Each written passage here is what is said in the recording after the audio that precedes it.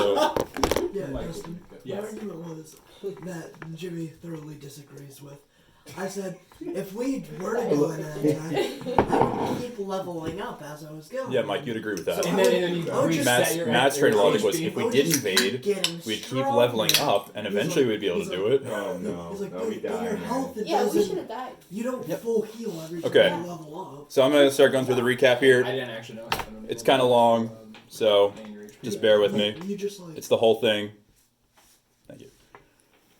What started as a normal night at Lowtown Bar in the Black Sun District rapidly escalated. A woman working for the Red Dawn burst in and assaulted the bouncer. She sliced him at the Laku and caused a scene of panic and disorder. Most of the patrons of the bar rushed to escape any ensuing dangers. Only 6 stayed to see what happened next. Cersei and Pez both rushed to defend the bouncer from the vicious woman. In a flurry of claws, batons, and steel, the bouncer died. Pez's reptilian flesh was cut and the woman appeared unharmed. Cersei recognized the dangers present to him by remaining involved and fled to the back of the room, his insectoid wings beating rapidly. A nearby droid designated Sparky attempted to resolve the conflict peacefully and was met with the claws of a raging sea rook. Rapidly losing control of his bar, the tender drew his trusted slug thrower and fired wildly into the collective of bodies. No longer able to continue drinking, the Duros Zim arose to correct the situation. He drew his blaster and landed a shot squarely into the woman's shoulder. His bath finished and his fur glistening and clean, Suro decided to put down the discordant barkeep with a clean shot from the rafters. No longer at risk from the slug thrower, the woman leapt to the bar to impale the dangerous Duros. She didn't expect the speed of Pez to match her acrobatics and was clawed on her way up top the bar. Seeing the paradigm shift back into the patron's favor, Cersei rejoined the fight, and with their combined might, the woman was put down. Before anyone could rejoice in the victory, the party was ushered out by Black Sun enforcers, and they were brought to Gracchus the Hutt's storehouse. Upon entry, they were greeted by his largeness and his droid translator, NPC-1. They were offered gifts of guns and armor in exchange for their services. His own thugs were either too weak or not expendable to finish the assassin off, and he needed someone of their particular value. Suro attempted to negotiate himself into the finest sniper rifle in the armory, and was met with laughter and received nothing instead. The task they were given was to recover a rare Sith hologram to add to Grax's already extensive collection of Force-related artifacts. The group was gifted a droid to guide them to its last known whereabouts. Upon exiting the storehouse, a mousy woman pleaded with them to not help Gracchus out, and instead give her the holocron in exchange for her enhanced scatter pistol. She believed them when they misled her to believe that they would help her. LVL-1 proceeded to lead them towards the holocron. During their travels, the party bought some medical supplies and was set upon by a pair of thugs attempting to steal their droid. They desperately fought to save their new guide, and the thugs, though outmanned and outgunned, almost escaped with the droid. In a hail of wildly inaccurate blaster fire, the gang saved LVL-1 and continued on their quest. The path came to an end in a rundown alleyway in front of a hidden Red Dawn outpost, with its door blasted inward. Sparky recognized the dangers of bringing a Black Sun insignia bearing LVL-1 into the building, and she pleaded with the party to disguise him before entering. Brandishing his new blaster carbine, Suro wanted to storm the building, and Pez wanted to talk his way in. The commotion of their argument aroused the suspicions of the group waiting inside. With a cunning and charm unexpected for such a ferocious creature, Pez convinced one of the members inside that he was in fact his long-lost adopted father, and was invited in. He entered a room full of injured Red Dawn members, and comforted the now-crying thug. While Sparky stowed away LVL-1 into a conveniently located trash receptacle, Suro, Cersei, and Zim followed Pez inside. Negotiations were proceeding smoothly, until Suro announced to the rival gang that they were in fact working for Gracchus and the Black Suns. A violent eruption ensued in which Pez broke his long-lost son's neck, accidentally bit Suro in a fit of rage, and clawed down multiple foes. Cersei managed to freeze, incinerate, and melt a handful of thugs all by himself. Zim blasted his way through the room with an unexpected precision while Sparky executed sneak protocols and drew most attention of the Red Dawn faction. LVL-1 managed to escape his trashy prison and returned to the group, while Suro dodged death and used improvised explosives to further injure the threats to the party. The cacophony of noise drew in the remainder of thugs into the room, but they were quickly dispatched through their own traps and acid spray.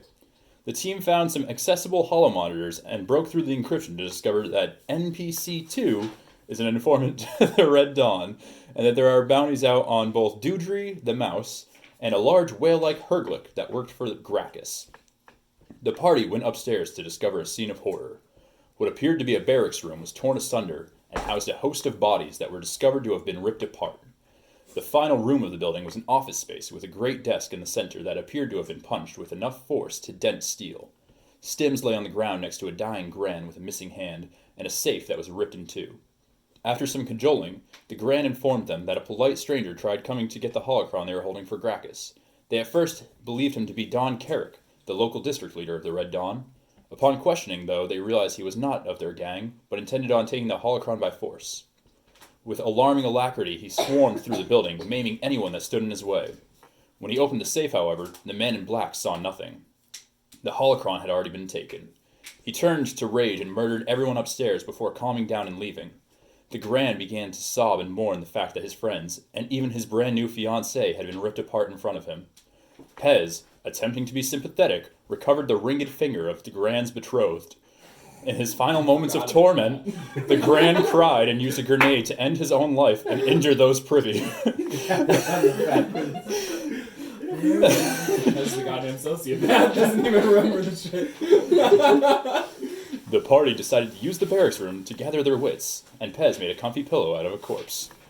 They rested before eventually getting a message in the form of LVL-1 to return to Gracchus. The message also detailed that the Red Dawn would be selling a holocron, and the party argued, rushing the headquarters? But although, after a lengthy discussion and some small bribery, decided to go back to Gracchus instead. On the way back to Gracchus' storehouse, the party was ambushed by a raging cybernetic. Suffering an initial attack, the cybernetic was quickly impaired and executed by a Jawa in front of his stand. He tucked away the body and intimidated the other shopkeepers to turn a blind eye when he showed a badge labeling him both as a high-ranking member of the Red Dawn and a licensed vendor for Gracchus. He was convinced to trade an upgrade to Sparky in exchange for her Vibralance, but ended his trading when threatened by Zim and Pez. The party now approaches Gracchus' storehouse, prepared to face his anger at their failure, and what new opportunities he may provide. Remember, Nar Shaddaa isn't an easy place to live, but he might be the best way to improve your lives for now.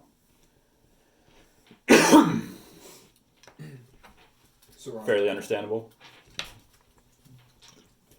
I couldn't listen and write at the same time. I don't know. I was like, I already read it too. Oh, you did? So. That makes sense. Crying body. I sent it to him because he was having car trouble, so Yeah. I'm like, Probably makes sense. We to needed read the more and keep AAA digesting. like super jumper box, like you know that box that they have. Yup. That can jump an 18-wheeler. Yup. I needed that when I first started, so it was Nice. great. Dude, trust me, when I lived with Jimmy, he can attest, I had the same fucking issues.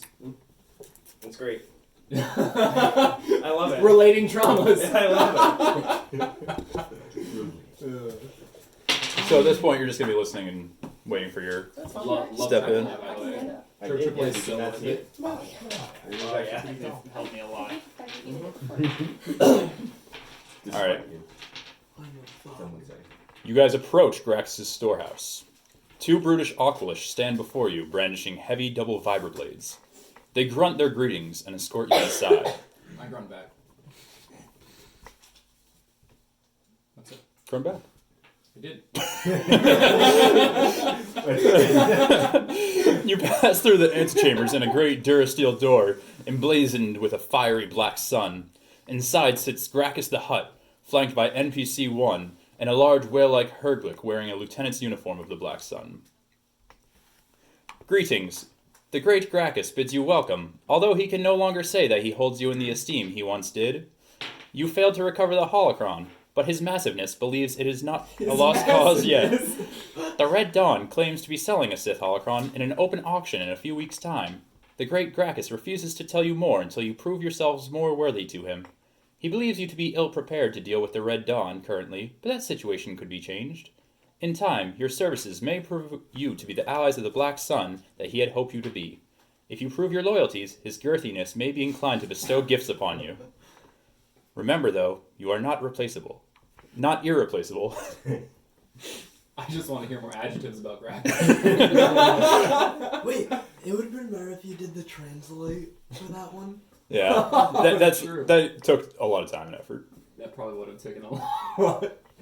From his side, the massive Herglick steps forward and introduces himself. My name is Bagoo, and from now on you will be dealing with me. If you'd please come with me, I'd like to bring you somewhere you're familiar with. Okay, bungalow. Okay.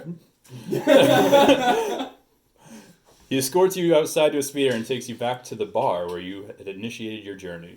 It appears that the recent day's violence had been cleaned up and the bar has been completely restocked. Gracchus knows that none of you are particularly fortunate. He wanted to show his thanks for your help, while also providing you a way to continue to serve him. This bar recently lost its only bartender and bouncer. We have removed the previous bartender's belongings from his room upstairs, and replaced it with enough cots for each of you. It's not ideal, but it's a start. I'll let you know about any current bounties or tasks that Gracchus needs done.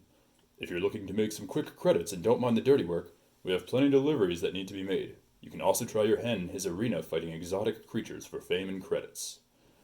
You guys want to do an insight check for me? Sure. I'm an exotic creature. Would I be Yeah. considered one? This one? I think. Yes. Well, I'm I not. gave you guys each a set, and your immediate reaction was to mix them. We're building towers. I rolled a 10 plus. I rolled a 9. I rolled a Beat you. 12. It's the only thing 14. that matters. Oh, I'm sorry. I rolled an 11. 14 with mod? Okay. It's a -2. So, everyone else is just listening to him and kind of like plotting their heads, but you notice that he seems very unhappy about the dealings that have been made. He doesn't like the illegal activities that he's mentioning, and you can sense that he kind of wants to disagree with his bosses. Only Matthew senses. Only this. Matthew senses this. Gets this vibe. I put my little buggy hand on his shoulder and I'm like, I understand. Get off of me. Out of context touching, I understand. We're truly You- vibing. you may go upon quests and bounties. I understand. Say no more. LVL1 will be reprogrammed for tending the bar and housekeeping. I'll be staying here to act as your bouncer during business hours as well. In the future, we can probably make this place a little nicer if it's going to be our base of operations. The Duros Zim immediately saunters over to the bar and takes his usual seat, and proceeds to start binge drinking. I literally was thinking that. You guys argue with him to slow down, but it appears there's no stopping the mad Duros, and he immediately takes 12 shots. I cheer him on. I believe that. I've never had roommates. I would believe that Cadbane's species would all be alcoholics. Well, so far, almost every appearance of them has been them bounty hunting or in a bar, so like that's not super far off.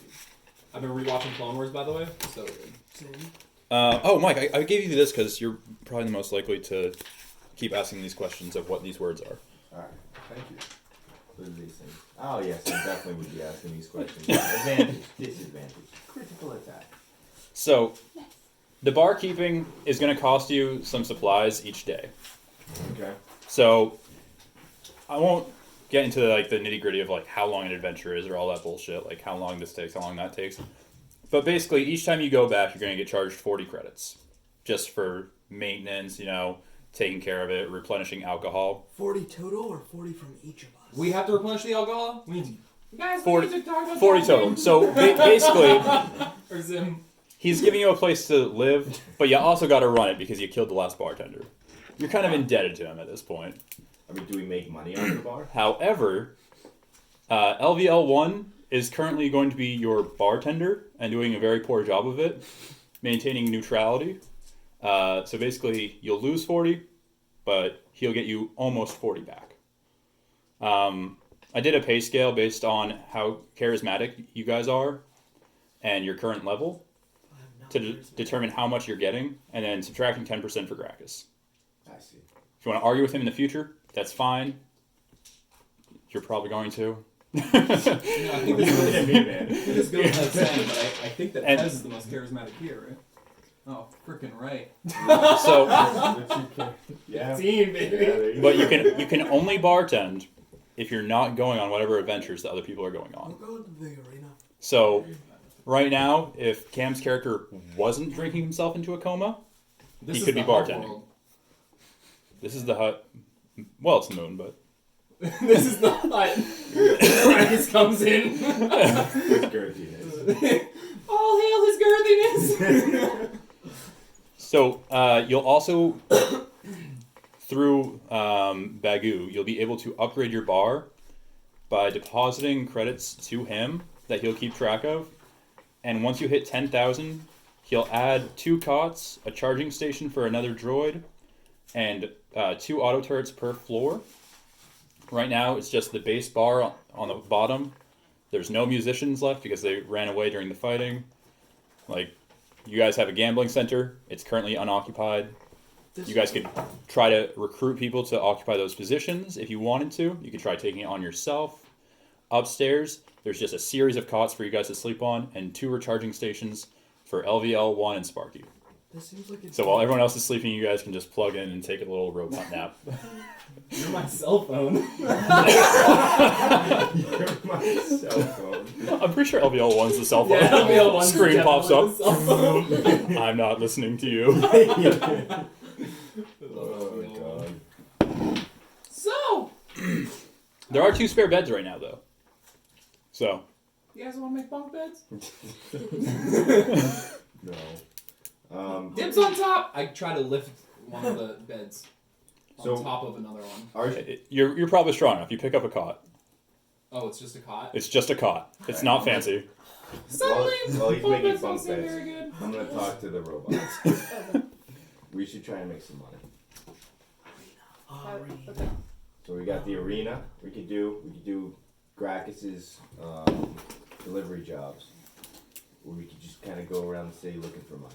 Judging from There's past bounties as experiences, well. It seems Yeah, like bounties. the arena might be right up your alley. Why is that? I think bounties. Get that Utilizes. We can learn more about the city. We could utilize my stealth skills. Oh, okay. I tell them, I'm like, with the arena, people will know we're good at killing if we do well in the arena. Just judging People from will be previous like, they actions. just killed a bunch of guys. Your discussion's interrupted by a knock at the door. Who is it? A man holding a help wanted ad comes in.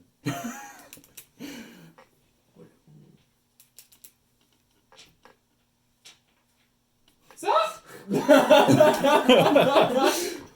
think I'm in the wrong place. Okay.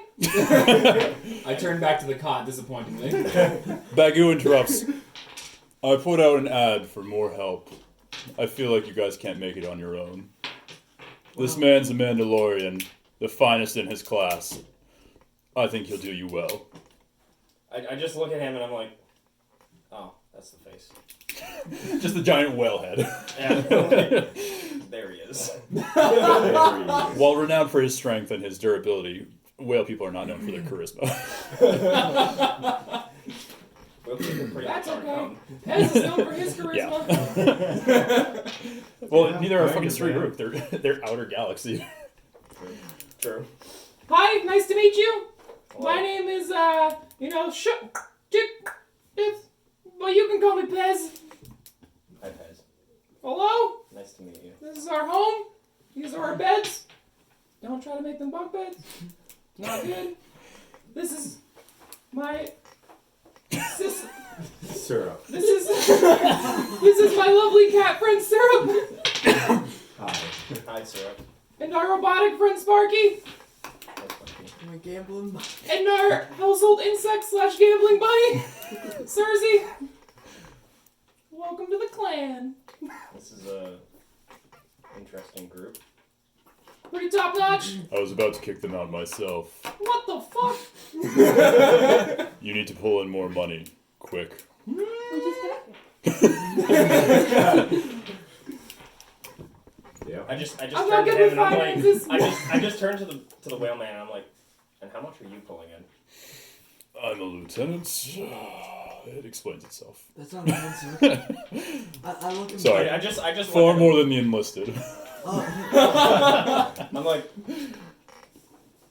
that's a horrible answer. But okay. I fly up to look him in the eyes and I say, Fly. I say, I understand. You have to touch him. Hand on the shoulder, I understand. He grabs your small hand and just kind of drifts you away. I'm gonna ask him about the bounties. What do you have available for bounties right now? Currently, 1. Okay. This is a pretty easy choice, I think. I don't know, there's so many options. What's your name, Mr. Mando? I'm fist. He goes by the name The Ripper. Or that. Not you. This is our conversation. Okay. Semantics. Yeah, semantics. Locals have been complaining that they've been finding a higher number of body parts scattered throughout the slums than usual, particularly women. It's bad for business and needs to be dealt with. Gracchus is offering 500 credits for proof of the murderer's termination, or 1,000 for the murderer alive. We suspect that if you bring a woman into the slums at night and explore the alleys, the murderer will reveal himself. I whisper to Pez, I say, I don't know what, but something's telling me this might be a reference to something. I don't know what it could be, but I feel somewhere in the universe this happened. Multiverse theory. Lit. Lit. I bet it also happened at some point in some time. It's a super easy bait quest. So, just realized there's a fucking sausage fest in here. Let's go find a female. I am so not down with this plan. I walk out into the streets and look for a female. You should just do a mating dance of your people. Screeching. Have a good day. What about the rest of you? I'll go with Pez. Pez is my buddy. Let's go, Cersei! We all just- onto his back. he's taking point? Yes. So at this point in time, Voltron. I'm letting go of this super guided story, Yeah. letting you guys do a little bit of free range. It's gonna be like bringing it in Yeah. after you guys do some bullshit. Can I go to is there stalls nearby? Can I sell junk? There are stalls nearby, and they're actually on the way to the What slums. the fuck do you Okay. want to sell? I got some daggers and stuff. I got. You're not gonna use them? You No, already I'll have get- that much stuff? Yeah, well, The dagger was in his foot. I've Oh, got right. Oh, yeah. I've got 2 daggers, a demo kit, some binders I should sell. You probably want to keep your demo kit. Oh yeah, I should keep that. But I do want to get more med kits if possible because we're gonna need them. Because this dude probably can't heal. Can you heal? Yeah, no one can. Yeah, heal. we Nice. What do you have for Welcome credits to the on club. Are you broke like us? Pretty much. Yeah. Wait. Okay. Oh, never mind. You're a Mandalorian. What Okay, race never mind. are I know you? what you look like. That's racist. Yeah. What's that? I'm wearing a helmet. You'll literally never know. Okay, well, fair enough. He's a bipedal. He's Yeah, a that's bipedal. all- That's all I need to know. I appear to be human or humanoid. Okay. We'll go with that. Got me. Are there any non-humanoid Mandalorians? There are. Lots. Oh yeah. Lots. Like, So, you guys are making your way towards the slums, and Syrup decides to stop at the stalls. Yes. At the end of which, you see the local Jawa that you've recently interacted with scowling at you. hi, Jawa man. I avoid him. I say hi. That's He it. chitters and stares. And I walk past. Next stall. That's how you build friendship, though. You gotta say hi every time you see them, even if you don't like them, and eventually they'll get used to your face. It's a fact. It is. Yeah. As I go You've by never seen him, me at work. Yeah. I- Oh. if I Never said were hi to to go you. to him, what's the chance he would react hostilely? You guys threatened him multiple times last time you saw Intimidated him. So, So, I After he saved us. look